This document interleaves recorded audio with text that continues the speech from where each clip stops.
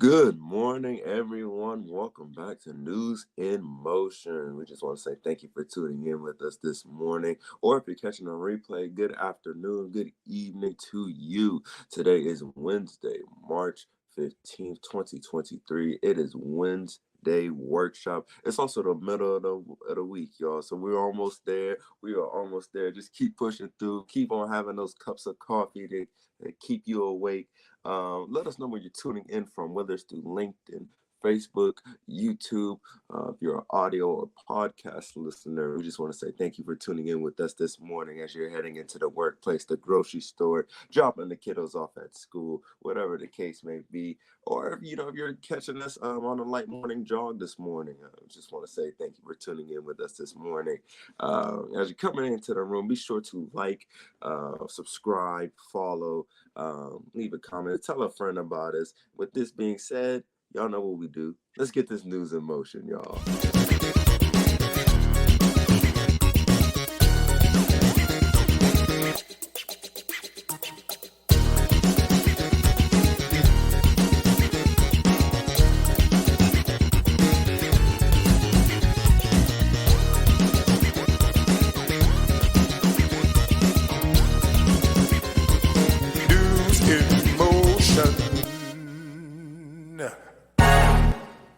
What's up, everyone? What's up? Y'all, today is Wednesday. As Isaiah said, Wednesday, March the 15th, 2023. And it is time for your news in motion. I see y'all rolling up in here and I'm so excited. But first things first, this thing right here, benign. So let's just celebrate that to start off our day. Let's just talk about it. I was like, yes. So anyway, so no cutting, no nothing had to happen. So thank you for all of you who were praying. But anyway, I see Shirley Nicholson. I see Marion Jackson. I see Stephanie Burbridge Hall. I see Adrian coming in from YouTube. I'm missing some people. I see Deborah Johnson. She's coming in from her DJ right from the heart. I see Latrice Jones saying, Facebook in my car. Keep your eyes on the road. I see Rosanna Bivens. I see my sister Patricia Lyles, Robert Holman, Kim Edmondson coming in on YouTube. Y'all liking YouTube, aren't y'all? Yes, Stephanie. Hallelujah. I was sitting there like, it's like, you know how you don't know where they are and you're like, I just really want to jump up off this table and do a dance. But I like composed myself till I got back to my car. Marion Jackson, what's up? Jeffrey Allen James. Yes, Kim Edmondson. I see my brother coming in here. Yes. Y'all don't have any idea. I was like, yes. Listen, the other part of it, I saw this really, really long needle. And I said, what y'all about to do with that? And I was like, And so I was like, first I was praying that everything was, then I started praying, Lord, please don't let them have to put that needle in my head. And they didn't have to do any of that. So yes. But I do want to say this to all of you who may look like me, skin tone. I had a real good conversation with the physician. Listen, we think as Black people that all we get is eczema. We have to apply the sunscreen, seriously, regardless of the temperature outside, regardless of if it's gloomy or not. So y'all, SF, I think that's what it is. 15 at least. If you're sensitive, use the baby, the children's sunscreen, face, anything, any skin part that's exposed. We have to do better about that. And I figure since I share my story, I need to keep talking about it. Many of you know, I know Stephanie Burbridge Hall knows, my family knows. I grew up at the pool. Okay. I am a swimmer. I was at the pool from the time it opened for swim team practice to the time it closed. I stayed out in the sun unprotected. That's what's happening. So now we just have to kind of back up and do some things. But I'm also going to be a voice for Black and brown people. We have to use our sunscreen, y'all. We have to. We cannot get away from that. We have to use it. Deborah said, yes, Black people can get skin cancer. Yes. My brother said, yes, you did. Stephanie said, the best swimmer. Thank you, Stephanie. But anyway, so I wanted to at least say that. Thank you all for your prayers, everything. We have a different kind of news segment today. we're called, Wednesday workshop. We have Wednesday workshop. I decided yesterday I just can't deliver information to you. I need to also equip us because y'all, it is on and popping out here. It is on and popping. Again, y'all, I am Gail Dudley. I am your host of News in Motion. Today is Wednesday, March the 15th, 2023, and it is time for News in Motion. First off, Women's History Month, y'all. Listen, listen, listen. I want y'all to write this name down, look her up, follow her, check her out, see the great things she's doing. Her name is Loretta Ross. And I love the write up that USA Today shared. So I'm going to share it directly from their post with you. Um, it's a they say it's a rare moment to have interorganizational dialogue from the perspective of Black women, and that's something that we need to take on and really really get excited about because it is true. So if you ever heard the words of reproductive justice, that is coming from a term that Loretta Ross, along with 11 other Black women, coined back in 1994 in Chicago, Illinois. So, y'all, since 1994, Loretta and 11 other Black women call themselves the Women of African Descent for Reproductive Justice. They remember the day that they were all together in a community for a healthcare conference, and there was 11 of them along with 200 white women, but they pulled away from the white women to have their private chat based upon their health history and things that were going on with them. And they said 30 years later, here we are. The framework has become a driving force with the national conversation about abortion access and with a new generation of activists pushing for broader conversation about reproductive freedom in the United States. It's interesting, and this happens to us all the time. It's interesting because so many people thought that term came out of that conference, but from the 200 white women. And Loretta Ross, along with others, the other 11, and a few of their counterparts from their white sisters said, no, this was from Loretta Ross and the 12 and the 11 who pulled away from their our conversation, had their private conversation. So go on there. The reproductive justice movement go far beyond abortion rights. It combines social justice with human rights to take into account how a person's intersecting identities affect their ability to make choices about their reproductive life. What's up, Cherie? What's happening, girl? Reproductive justice hinges on the human rights to maintain personal bodily autonomy, have children, not have children, and parent the children we have as a safe and sustainable communities. Monica Simpson, who is the executive director of Sister Song Women of Color Reproductive Justice Collective and a multiracial reproductive justice organization, they're trying to do work and they're trying to get information out there. Y'all look them up. Just go Google them. Look up. You can just really look up Reproductive Justice Collective, and learn more about the programs and the opportunities that they have for all of us. So I wanted to put that out there for our Women's History Month. Y'all see, I still bring Black history in there as well. All right, y'all. Let's get into the news. Again, this is Wednesday workshop, so I'm going to give y'all some information, and then I'm going to take you to a presentation. So get your pen, your paper, whatever. If you have our e-news, if you receive the e-news, you will get the entire presentation, whether you are a monthly subscriber or not. But if you are a subscriber of the free e-newsletter, this entire presentation will be in that e-newsletter. You can sign up, y'all. It's free. It's free at gaildudley.com on the home page where it says subscribe, put in your information. We got some great feedback from how we broke up the newsletter on Monday. People are like, that's it. Way to go. So I just want to shout out the team. I didn't come up with that. Okay. They did. I got to give credit where credit is due.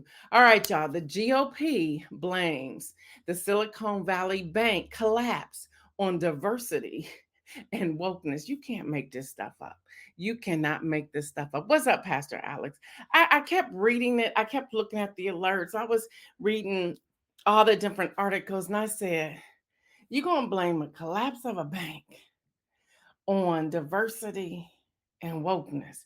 Man, what a stretch. But y'all, that has become their talking point and their narrative. It makes no sense. It makes no sense. So the Atlantic, New York Magazine, HuffPost, Independent, USA Today, NBC, MSNBC, and others are reporting the following. Let's start with HuffPost. They write the story to say it wasn't the 2018 repeal of stricter regulations on regional banks passed on by a bipartisan basis and signed into law by the former guy. It wasn't a bank that ran triggered by nervous venture capitalists and startup founders. It wasn't even interest rate hikes by the Federal Reserve to curb inflation. Nah, I love the way HuffPost wrote this. Conservative has instead united around blaming wokeness and diversity for the bank's collapse, arguing without evidence that the existence of diversity, equity, and inclusion (DEI) programs led to mismanagement. Say what? So really what you're saying is people of color can't talk, can't count. They don't know accounting. They're not bankers. They're not mortgage managers. They're not startup companies. They're not loan officers. They're not business people. We just can't do these things. That's really what you're saying. Okay. That's really what you're saying. But that's what they're blaming here. We even have Governor of Florida, Ron DeSantis, who went on Fox News to say, and I quote, this bank, they're so concerned with DEI and politics and all kinds of stuff. I think that really diverted them from focusing on their core mission. What? That doesn't even make sense. That doesn't even make sense, Ron DeSantis. You are trying so hard. And I want people, even our white allies, to wake up and say, enough. Seriously, enough. Then we have Josh Hawley. I remember him. He was the one running away, like, oh, help me, when they were coming for him for the attack. Y'all remember him. Y'all see that video. Don't forget that. Y'all watch that video of him running away. Well, and he was the same guy that was out there in the parking lot with his fist up in the air. But when he realized I'm in here too and they're coming for me too, he started running away to go hide. Y'all remember him, right? Well, Josh Hawley wrote on Twitter, SVC means Silicon Valley Bank equals too woke to fail. That's what he put out there. What's up? What's up, George Sanders and Judy Neal? That's what's happening. I want y'all to keep following this. So, Wall Street Journal columnist Andy Kessler points the finger at a statement touting the board's diversity. Get this, y'all. And this is a quote. Um, was there regulatory failures? Perhaps SVC was regulated like a bank, but looked more like a money market fund. Then there's this. In its proxy statement, SVB notes that besides 91% of their board being independent and 45% women, they also have one Black and one LGBTQ plus and two veterans. I'm not saying 12 white men would have avoided this mess, but the company may have been distracted by diversity demands. What? This is where we are. This is where we are. It's interesting. If you look at the makeup of those who were a part of the bank, whose money was in the bank, it doesn't equal what they're saying. But I want y'all to pay attention to this because this spin is picking up speed and people are starting to believe that is happening that way. They're starting to look at DEI and diversity and say, well, maybe we shouldn't pay that much attention to this. Maybe this is going to be a collapse. Y'all, this is where we have to stop it. That's why I want to talk about town hall meetings today. I'm going to give y'all an entire workshop. So just hold on. It's going to be condensed, but just hold on. I'm getting there. Now, let's not talk about the fact that the former Trump economist Stephen Moore, who also appeared on Fox News and interpreted a leading question about whether wokeness killed SVB differently, Stephen Moore blamed green energy investments, which he called a woke conclusion. Like, how is green energy woke? Like, what is this? So then he tried to bring in Representative Alexandria Ocasio-Cortez and talking about, she's all about green energy. Well, so what does that have to do about being woke? Uh, See, here's the thing. Y'all need to get the honest definition of wokeness. Okay, so you're trying to mimic us once again, and you're using a definition that's not true. And I ain't getting ready to sit here and tell you what it means. If you really want to know what it means, look it up, white people. Look it up. Look it up. Y'all, then he goes on in the quote that says, there's no question that this woke investing had a negative effect on the bottom line of SVB. I thought money was green. Uh, How is money wokeness? Y'all, I want y'all to help me interpret this. These are the kind of questions we need to ask ourselves when we're reading articles or hearing a news person give the commentary. Make sure it's not propaganda, make sure it's facts and real relevant commentary. But then we also need to ask our representatives, can you explain how green money's green in the US? It's green. Well, we got the silver coins and the copper pennies and all that stuff. But I don't recall that being wokeness. How is money wokeness? Let's talk about this. So insisting wokeness is to blame for the bank's failure and the need for subsequent bailout by federal authorities, aiming to prevent a broader run on regional banks. Yeah, it's just crazy. It's just absolutely crazy. Kim Edmondson says, what is this nonsense? Exactly. Cherie says green energy is in their opinion of being woke because you realize that global warming is real and they don't want to accept that as fact. Well, there's that. That's a great one right there. I see you, Tracy Burrs. So y'all, um, a lot to unpack there, but here's my thing.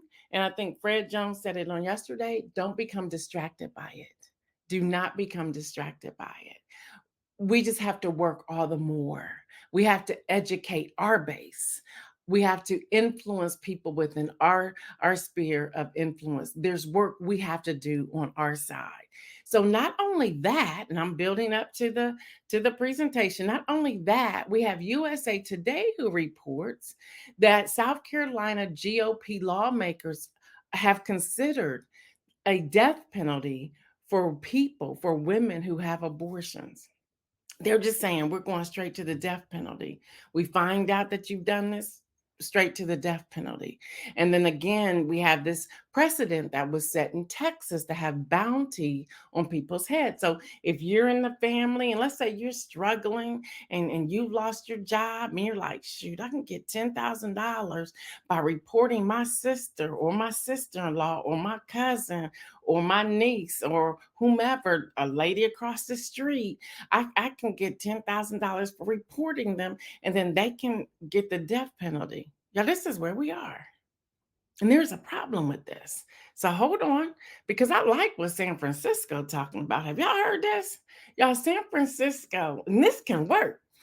5 million per black person. This is their reparations idea. Hello, somebody. AP is report. Got to put some good news in here as I'm giving y'all the rest of this news. Payments of 5 million to every eligible black adult. The estimation of a personal debt and tax burdens guaranteed annual income at least $97,000 for 250 years in homes in San Francisco for just, you can buy a home as a black person for $1. Hello, somebody. Yeah, these are just some of the recommendations made by a city appointment reparations committee tasked with the question,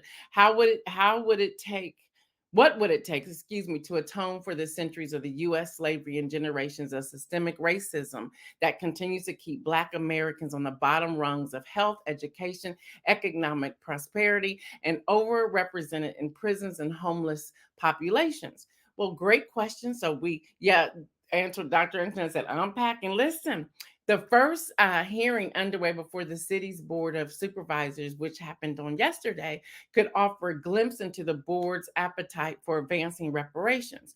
Now, one conservative analyst estimated that each non-Black family in the city would have to pay in taxes $600,000. But then we have the supervisor, Sherman Walton, who said, not so fast there, because they've already broken it down. He says it is a matter of whether or not there's a case for reparations for Black people here in San Francisco. It is a matter of what reparations will and should look like. He goes on to say, and we still have to remind everyone why this is so important. And they did a tally of how much money that Black people should have earned from slavery and the work they've done and so forth. And they come up with this $5 million. I'm like, I like it. Can y'all bring it on to the rest of us? Cherie said, come on, kids, we are moving. Listen, it is unbelievable, unbelievable. So we have to watch that continuously unpack. Then on yesterday, as you all know, President Joe Biden signed a executive order when it comes to reducing gun violence and make our community safer. I will not read this entire thing. I was actually on the line when they were doing this, but they're talking about increasing the number of background checks, improve public awareness, and increase appropriate use of extreme risk. Address the loss of theft or firearms during shipping, and they broke down how much theft and firearms are stolen during shipping.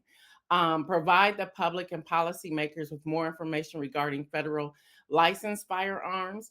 Use the Department of Defense acquisition of firearms to further firearm and public safety practices.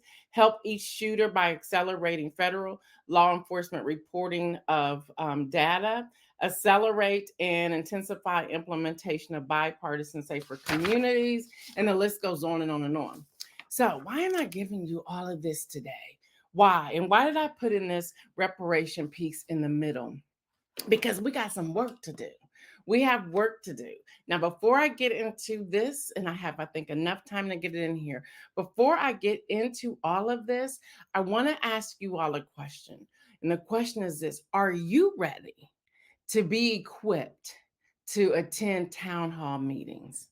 Are you ready to be equipped to attend town hall meetings? I'll ask that again. Are you ready to be equipped to attend town hall meetings? Let me know in the chat.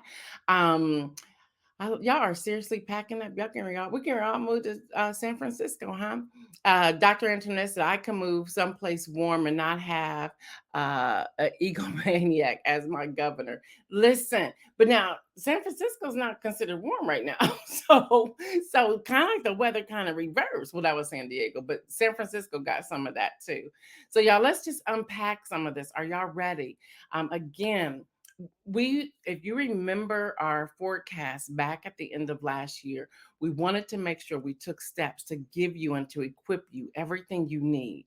We don't want to just pile onto you a lot of information. We want to show you how you can also work with this. So let's go there. And let me get this up here because I have it on my end, the handle on my end. So town halls. Okay, this is an activism guide with me, Gail Dudley.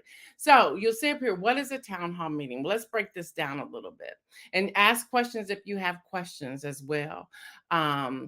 Cherie says, in my SpongeBob voice, I'm ready. I'm ready. I'm glad you're ready, sis. I'm glad. We got to do some partnering too. We got to talk. Tracy says, I want to move somewhere warm anyway. Y'all are seriously talking about movement. Look, they got to pay the first $5 million to the people who are already there. So y'all hold on a minute. All right, y'all. Most members of Congress hold town hall meetings several times each year to meet with their constituents and give updates of what is taking place in the chamber. It's something that they do, and they have to do it. And if you have representatives who are not doing this, you need to consider, especially if you voted for them, should I vote for this person again? Are they really concerned about what it is that I'm doing and how we can move our community, our district forward? Also, town halls are usually held in a public setting. They're free to attend and they're open to the public. Town halls provide opportunities to gain face-to-face access to the U.S. senators or representatives while they're back in the district. And then town hall meetings are typically designed with two components. Y'all, the first component is that they speak about 15 to 30 minutes. And the second component is that the floor is in open for questions. And that's where we're going. The floor is in open for questions. So with that, let me turn the slide. Where you have to start is to find out the dates and location. How you do that, and I know you don't like it, so I've told you all before, get you an email that all this information will go to, that you check regularly, you delete, you do whatever. But I would not put this on your regular email. I would create one, do a Yahoo Gmail account, call it, your name, political email, something. I don't know. Just do something that you can have it set aside. So you want to monitor your members' congressional website, their social media platforms, etc., to find out when the town halls are. They usually will have them. They'll normally come home. They'll leave DC, come home. They'll probably start doing town halls that next week. So you can look at the schedule, the congressional calendar on Congress website to see when they take breaks. Now, understanding sometimes they may not be able to take a break because they may be in a gridlock situation where they have a vote on the floor or something like that. So you want to find out where they will be held, and then you want to subscribe to email alerts. You want to sign up for events updates where they automatically contact you. Now, this is one you probably want to throw eggs at me, but it's okay. You want to register as a volunteer regardless of party. See, this is one of the mistakes that we make as Black and brown people. We think, oh, I didn't vote for them, so I don't want to volunteer for them. Well, no, go, volunteer, sign up. We have to get beyond saying, I don't have anything to do with that. Go and sign up, participate, hear the conversation. You don't tell people how you voted. Now, somebody will know because it's public record, but you can still go. You can still offer suggestions. You can participate. You can gain information, all types of things. Yeah, we have to stop running away from it in this season and running to it to find out what's going on. Members usually hold town hall meetings in different areas around their district as well. While it's best to attend the one that's closest to you because that's your area, your sphere of influence, don't hesitate also in attending others. Now, let me say this too, and I'm jumping ahead just a little bit, but if you're uncomfortable, go with somebody. Don't go alone. Don't go alone. So we want to prepare questions. So, like for example, and this is where I'm backing up to give you the news again. SVB Bank, death penalty for women, gun violence, the executive order, prescriptions that I've been talking about as well, food insecurity, whatever the topic is. Hunter Biden's laptop, now they got access to his bank account through the Treasury Department. Whatever you're hearing as a topic of conversation and possible bills, voters' rights, all of that type of thing, you begin your research. We've given you so many platforms, so many websites. Ballotpedia.org, When We All Vote, vote.us. You can go to the Supreme Court of the United States website. You can go to the Senator's website. You can go to the House website. You can go to the Democratic Party website. You can go to the Independent website, Libertarian, Republican, wherever. Get the information, read the bills. That's public information. So if we throw out a bill like I did a couple of days ago, a couple House bills, a Senate bill, I give you the numbers. And again, that's HB for House bill, SB for Senate bill. Read them. Highlight them. Have yourself a notebook on the iPad, whatever. Start doing your research because from that research, that's how you prepare your questions. Now, they normally only limit you to one question. Once you get the mic, you can kind of ask 2 or 3 questions depending. And this is where it's good to have somebody else come with you to ask a question. So let's say this isn't a great example at all, and I don't know if she's still tuning in or not. Let's say Latrice Jones and I went to a town hall meeting. Not a great idea, but we went to a town hall meeting together, and I asked a question. Well, they can tell by the question that I asked that representative may or may not want to answer that question, and they may give you their talking points. They may give you your spin. But if I'm with somebody, a Latrice Jones could jump up next and say, "Hi, my name is Latrice Jones. I'm in such and such district." And following up on what this young lady just said, young lady, y'all see how I put that in there. Don't give my name because it's like you can't really be together, sitting together. You got to sit across the room. She comes up and say, "Well, let's follow up on that because I read that in the chamber you said the following. Can you speak more on that for us, please? That's tag teaming when you're doing this. Latrice said, not a good idea. It's not a good idea for two of us to be together, but that's tag teaming. And even if you have a third person, let's say they ignore Latrice, somebody else jumps up. And see, I'm black, Latrice is black. Let's say we get a white man jump up who's tag teaming with us and says, well, my name is Robert so-and-so, and I'm in such and such district, and I heard what that young lady said. I heard what this young lady said. I would like a follow up on that because they're going to pay attention. Now there's three people in the room asking the same sort of question, feeding off of each other. Everyone else in the room is going to start paying attention, like, what's really happening here? Yeah, why isn't he answering this question? Why isn't she answering this question? That's tag teaming in a way. You don't just raise your hand. That's how it starts. But when something like that is happening, you just jump up and say, hey, my name is. You can do that. You can do that. Latrice said, when we go on, listen, do not be timid. You have a few seconds to get your name out and get that question in. It's not like you're going before Congress or before your local congressional leaders to ask a question. You have 60, 90 seconds or 3 minutes. You more than likely have about 10 seconds. So you need to formalize that, have it in there, don't stutter, get it out as soon as possible because they'll move the mic. Now you're going to want to hold the mic. They holding them now because they done learned we're holding the mic. All you can do is talk because they'll move it away from you. And that's, we can thank the former guy to setting that precedent, but you have to jump up and not be timid to get it out there. No, the longer you wait, the more difficulty you will have in getting the microphone. You need to say, I'm going to be the first one up. I'm going to get my question out there. So, what should you ask? There's a lot here. Again, this is going to be in the free e-newsletter that will come out on Monday, this coming Monday. So, make sure you subscribe. Avoid yes, no questions. Don't do that, y'all. Make them have to respond to you, requiring some sort of commitment. Now, if the media is present, members will more likely resist making spontaneous comments because that's going to put them on record. So make sure you have a tight question that you're asking. If you ask questions about specific legislation, be prepared to quickly explain. Again, y'all, you only have seconds to get this out.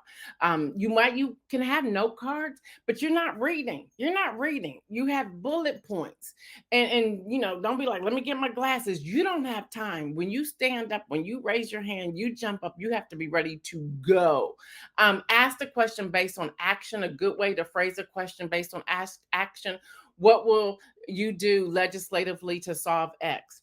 What have you done to hold President Biden accountable for Y? Your actions when former President Trump was in office was Z. Doing so makes it harder for the member of Congress to answer with their regular talking points. You want them to know, I've read about you. I've read about this. The more information you have and how you form that question will make all the difference. Do your research. I'm going to keep saying that, y'all. Do your research. Know how they have voted on bills, y'all. This is public knowledge. Know how they voted. You can say, well, I have before me your voting record. Where on during your campaign platform, you said you would roll back these regulations. However, you voted opposite from what you said. Can you explain that to me? That's gonna mess somebody up. They're not gonna like you. They won't like you, but that's gonna mess them up. So do your research, know how they voted, have notes, but don't read it. If you feel they voted incorrectly on bill, issue statement, would you disagree? All of that. You could say something like, could you tell me why you voted against X bill last week or last month or last year? Which would have done why? You want the people in the room to hear the questions that you're asking, and you want them to be able to pay attention to how they're going to respond. Y'all, I'm almost done. I promise you I'm almost done.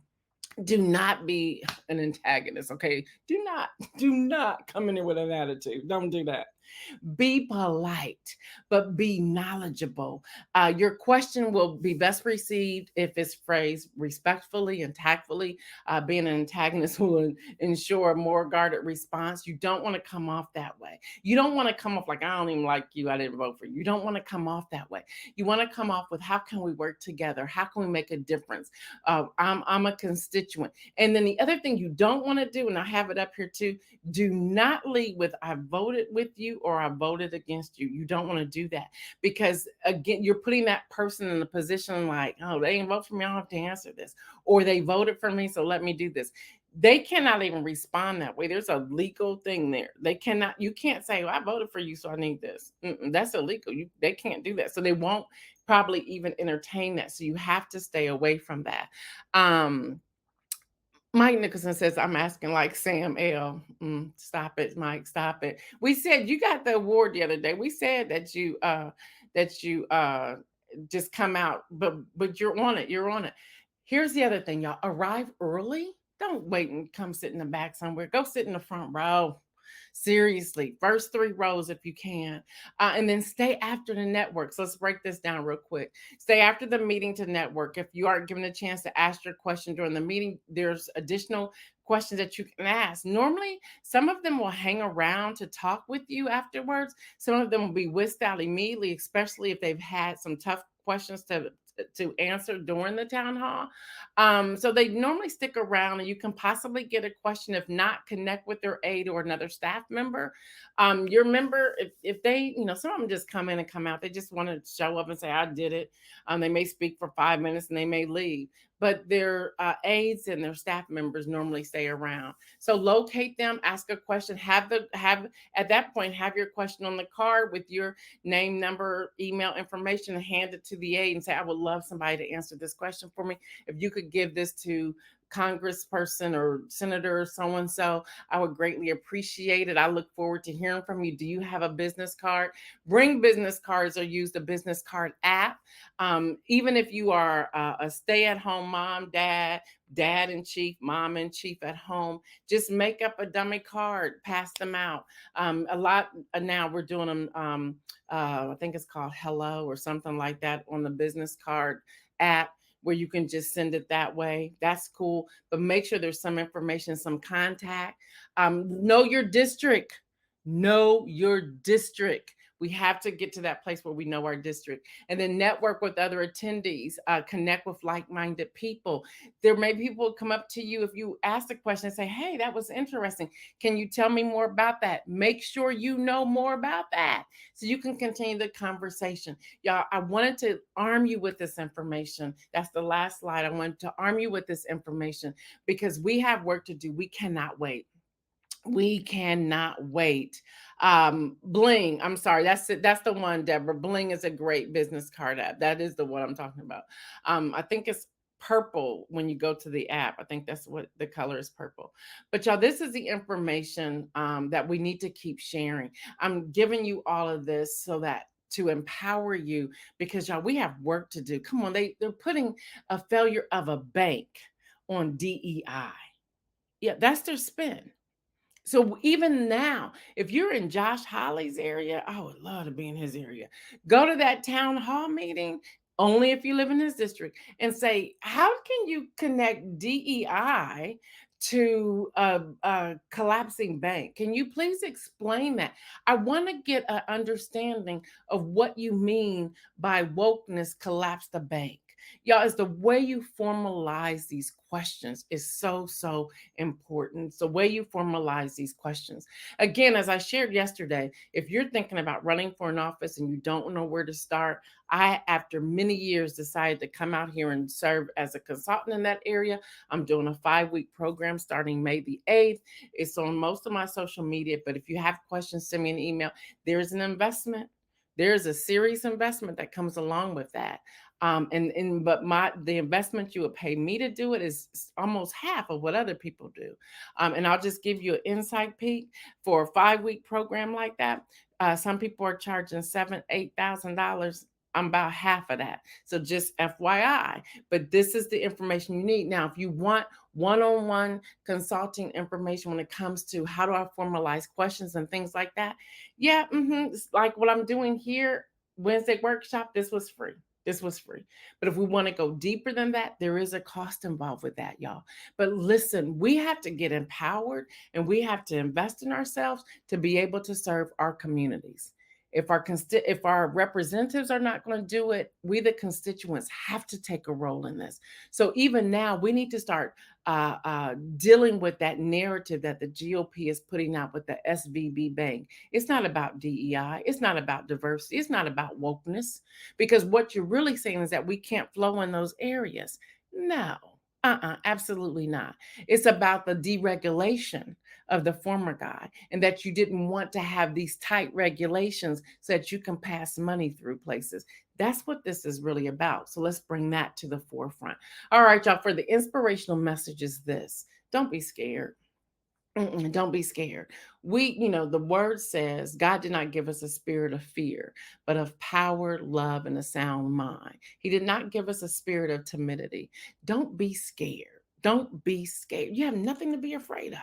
What they gonna do to you? You have nothing to be afraid of. Absolutely nothing. Do not operate in the gift of fear, in the gift of being afraid, in that gift. Do not. Thank you, Bill Dodson. Good to see you coming in from LinkedIn. Do not be afraid to do your research, to stand up, to listen. Sometimes we just need to be quiet and listen to get a feel like what's being said. How are people operating? Really just reading the room. And then at another point you come in, you're ready to ask that question. Don't be afraid to do the research. Don't be afraid to ask the question, but don't be that antagonist. Don't be that person. Be the person who's going to receive. Be the person who's going to be presenting in a very intelligent way, where they without a doubt know they're paying attention, they're reading, they're armed with information. The thing that you can do, and I've seen this several times. I go to town hall meetings. I've seen this several times. When you come out and say, I have your voting record, when you see them back up, they're like, they know too much. But make sure you have their voting record. Make sure you know. That's why I say to you all the time, don't operate off of sound bites. When was it last week when the Tennessee rep said, can we add hang them by the tree? And many of you were asking me about it. And I said, I'm waiting for the full video. I needed to know the entire transcript before I responded to that.